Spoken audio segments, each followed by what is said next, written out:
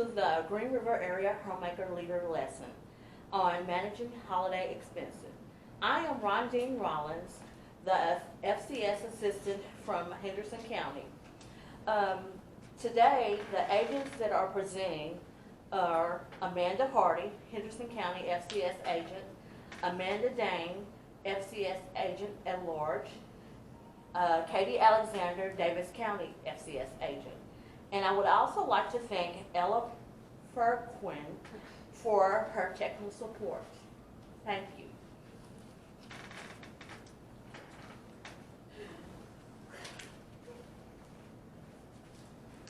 Hi, as Rondine said, I'm Amanda Hardy, and I'm going to start you off just showing you a little bit of what you will receive in this lesson for today. Of course, we're going to provide you with the PowerPoint. The PowerPoint will give you all the information that you need to be able to take this back to your clubs. We also have a publication called Managing Holiday Expenses, How to Reduce Spending to Decrease Financial Stress.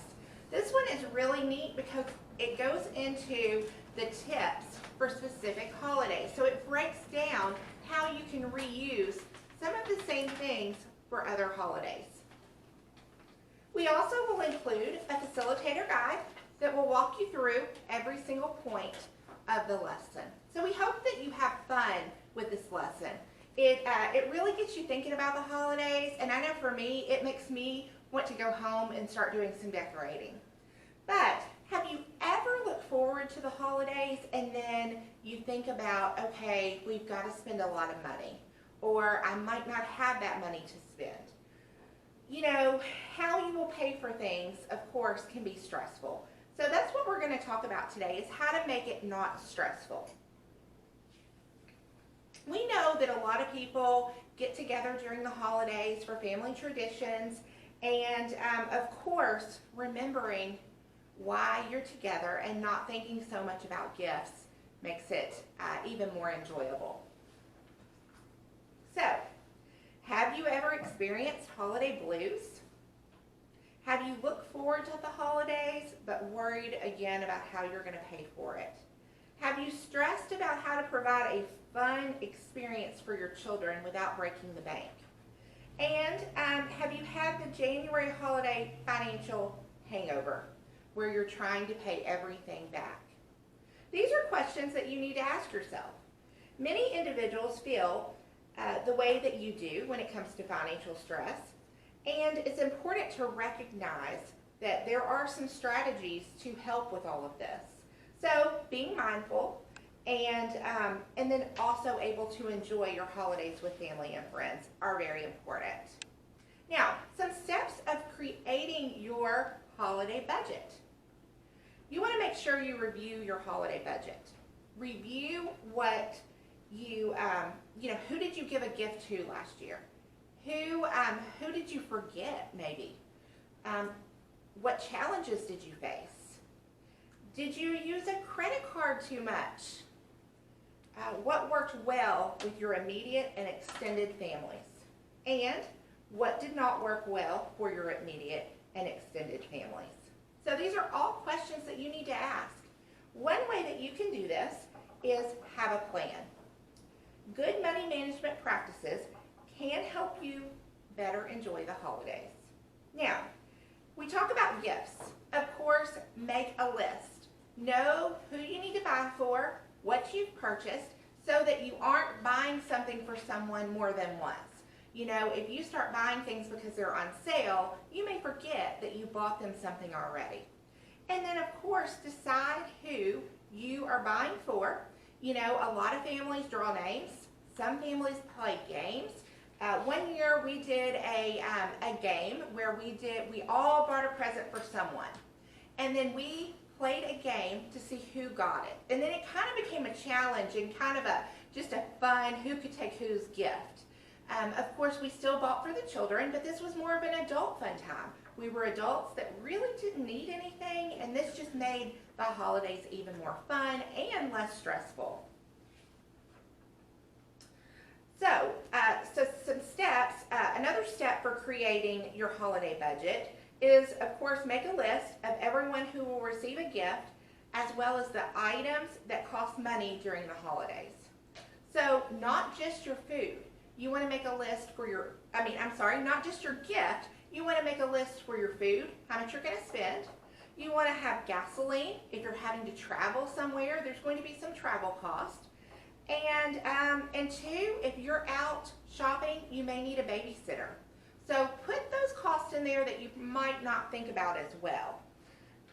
You also want to make sure that you divide that list.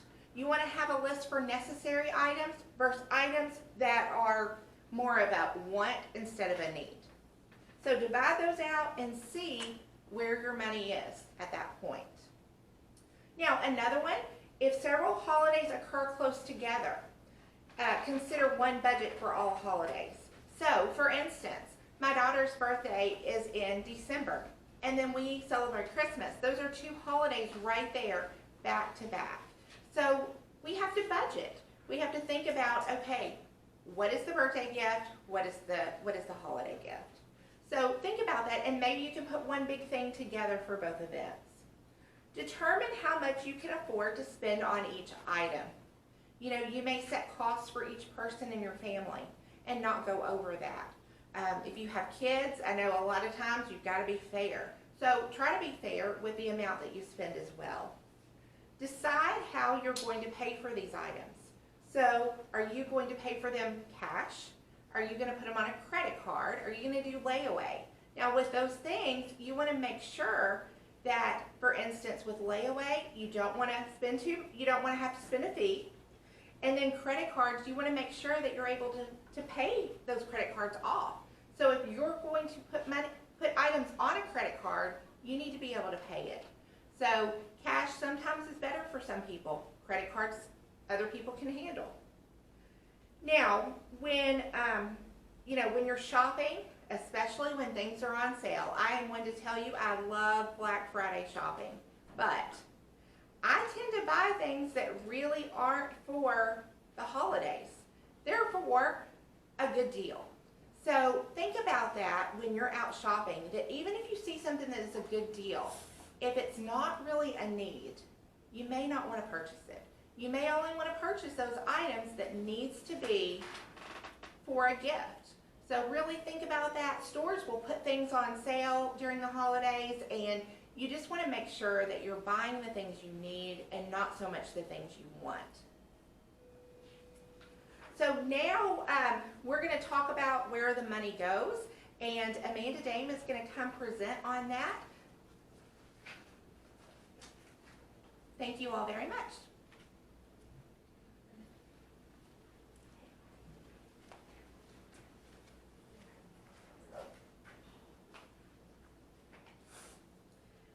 So like Amanda said, we're going to go over a few activities that you can do with your club or at home. And these activities are going to be in your facilitator guide that Amanda mentioned earlier. And they're going to start on page 2. So the first activity is where does your money go? And this challenge is where you pick one holiday, you list all your expenses that you associate with the holiday. And sometimes we don't think about if you're traveling, the food that you're going to purchase while you're traveling, your gas. You could make sure you include your decorations or your special clothing if you have to purchase an ugly sweater for an event or a party that you're going to. And then some follow-up questions that go along with this activity is where did my money go? And that's the next slide that you all have in your PowerPoint.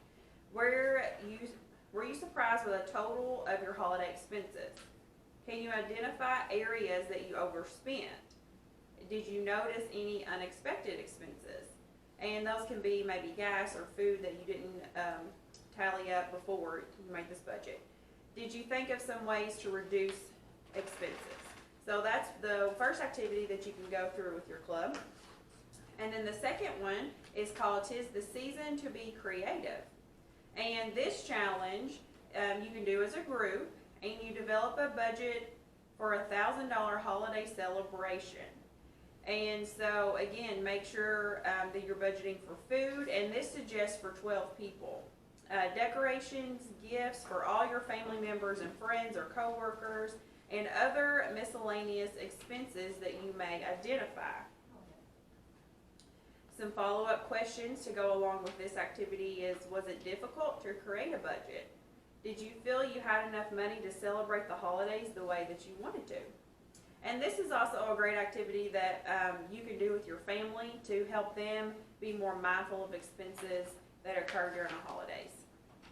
And this particular challenge has another step to it. So the next one is creating a new budget with only $300 to spend. So you do that same activity, but your budget is $300 instead of $1,000. So then at the end you can go over these questions, and these questions again are in your facilitator guide and in your PowerPoint. How does the experience compare to the experience of creating a budget with $1,000 to spend? What are some strategies you use to cut back on your spending? So what's the difference between the $1,000 and the $300? And do you think the cost-saving strategies that you used would be realistic to use in your own holiday celebrations?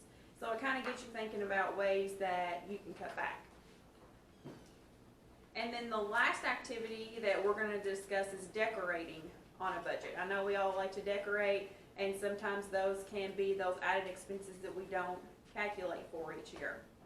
So as a group, you can think about how you can reuse and make decorations for your assigned holiday. So you can select a holiday. It could be Christmas, Thanksgiving, it could be Valentine's Day, just any holiday.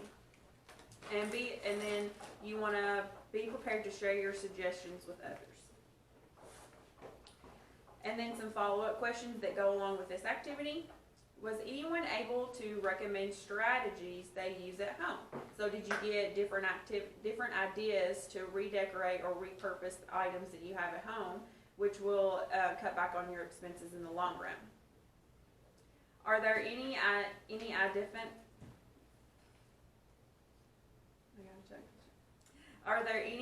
identifiable disadvantages to making or reusing holiday decorations?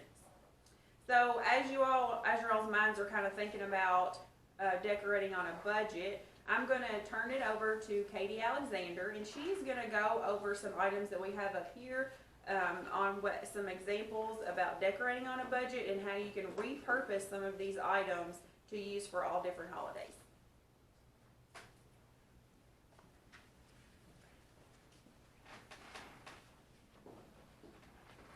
Okay, we will go over some decorations that I've just kind of collected over the past few years, things that have been made, things that are inexpensive to make, things that you may already have at home that you just not thought about bringing out to use as decorations, and maybe a few things that would be inexpensive to buy, but we don't want you to go blow your budget or over purchase items just to make some homemade decorations. So we will just start over here to the left and go to the right. This example is just a basic plastic charger that you can get anywhere, any stores that have dishes and things. It's just a plastic charger. We've painted with chalk paint in the middle. That way you can write in it. You could put Happy Fall for right now. You could erase it off and put Happy Thanksgiving. And then just so on for the other holidays that coming up where you have it out. You can also switch out the ribbon, because that is just 2 holes that have been drilled through it and then a ribbon stuck in it. So you can interchange it out for whatever holiday decoration you want to use that for. That's an easy, inexpensive decoration. And then I know some people have made candles. This one is just out of a wine bottle. Any bottle you have that's a good sturdy, that can handle the wax and the heat. You can put the candle wax in and make your own candle, add some scents to it, and those would also make great gifts as well to give to some of your family and friends, and also to have around, because you could decorate the bottle as you want to as well. Another bottle, if you're artistic and like to paint, this one's been painted like a snowman. It's just a wine bottle that's been painted, and then a sock has been cut and placed around the bottom as a scarf, and reusable. They're buttons that they've had just on hand. We just reused them, glued them on to the sock, made buttons on the snowman, and then the hat is the rest of the sock with a little cotton ball on the end. And then the face painted on and the nose. So a simple decoration idea. You could also have different socks for different holidays if you wanted to as well. If you wanted to throw some red and green on it, or just red for like Valentine's, or just blue for the winter, you could do that as well. You can get creative with that. The bucket, this is showing an ornament that is actually made out of a paper towel roll that's just been cut into about a ½ inch or so, and then bent and just put together in little sections, like folded in half and then stuck in and glued and then dipped in some glitter. And that makes a really cute ornament that needs to be re-glued. And you can hang those around. Also attach them to some gifts as a little name tag if you wanted to, or just to add some decoration to it. You could use a bucket and fill it with old ornaments, maybe you don't want to put on the tree because you don't want them to break, or you just have an abundance of ornaments and they won't fit on your tree. You could always put them in a bucket to make a little decoration around the house. These are glass ball ornaments that you can buy, local stores, inexpensive. You just take the top off and put some glitter paint in there and shake it around, and then you've got a cute little ornament that you could also decorate on the outside. Put somebody's name on it. You could use it as a name tag as well, and then it's something they can use on in their decorations. Also, plastic ornaments, which would be good for the kids, so you don't have to worry about them breaking. Plastic, you can just color on it with a paint pen. These are little glue dots that we've then sprinkled glitter on, and these are, like this was probably $1, the little ornament, so real expensive. And this is just another shape of a plastic ornament, different idea. You could also fill this with some little shreds of paper and stuff as well, or if you wanted to make it a gift, roll up a little bit of money in it, drop it in, and that'd be somebody's gift. It's a different way of giving that. This is another, just silver glitter. These are some other ideas. They kind of look like flowers too, so if you want to do like a pink or something, they could be more springy than winter. And this is a simple ornament or tag or decoration, whatever you want to do. A little Rudolph. It's just burlap cut in a triangle and then glued, the little googly eyes glued on, a little red cotton ball, and the little bitty clothespins. And then that's all that is. You've got a little deer, so that can be an ornament. And then we've also got larger, which is actually can be like a garland. You could put along a bar or a mantle of just bigger. Same thing, just cut out a bigger triangle, bigger eyes, wired pieces for the antlers, and then your nose. We've done bells and we've done some red to make them Rudolph. So that's an idea, especially if you already have these crafts hanging around. If you are a crafter and have these supplies, it's also inexpensive stuff you could pick up. Another idea is with a strand of lights is you can just tie little burlap knots all over it and use it as a garland, like on a mantle or something, just as a little something different for decorating. And these are just your styrofoam cones that you can buy at Walmart, craft store, pretty much anywhere. And this one is just wrapped with yarn. Just hot glue it on the bottom and start around and just continuously go around. You could interchange it with some different colored yarn to make it multicolored, or just solid. You could glue something on the top if you wanted to, and glue little decorative balls or something on there if you wanted to make it a decorated tree, or just keep it plain. And it is pretty when you put 2 or 3 of these together, especially if they're different heights. This one, just kind of experimenting. It's made with the little pipe cleaners wrapped around, so just a little different look, but it very easy to do. And this, if you do have just extra nails and maybe some wood pieces around, you can nail in a pattern, and then it's called string art. You just string some string through it and make your design. And of course, jars, canning jars are always cute to use for decorations. You can fill it with potpourri, you can fill it with some liquid and like a floating candle, things like that make a really cute decoration, and you may already have some candy jars around that you could use.